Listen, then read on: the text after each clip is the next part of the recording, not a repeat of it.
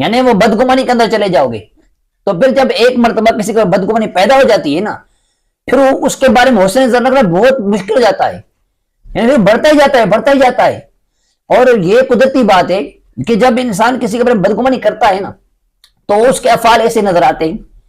یعنی جس کے بارے میں آپ غلط سوچو گے وہ آپ کو غلط ہی نظر آئے گا. جس کے بارے میں آپ غلط سوچو گے تو آپ کو غلط ہی نظر آئے گا. یعنی اس کی ہر بات وہ صحیح بھی کر رہا ہوگا نا، وہ آپ کو غلط نظر آئے گا. سمجھے؟ یہاں تک کہ وہ تھوکے گا بھی نہیں، وہ کہے گا تو مجھے دیکھ کر ایسے کر رہا ہے، حالانکہ وہ ہم گمان بھی نہیں ہوگا.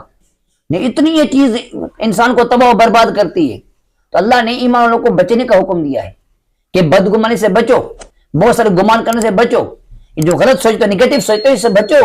یہ نگیٹو سوچنا تم کو تباہ کر رہا ہے، تمہارے گھر والوں کو تباہ کر رہا ہے، تمہارے امن سکون کو تباہ کر رہا ہے. بے آرامی کیوں ہے؟ بدگمانی کی وجہ سے. تو اس سے بچو.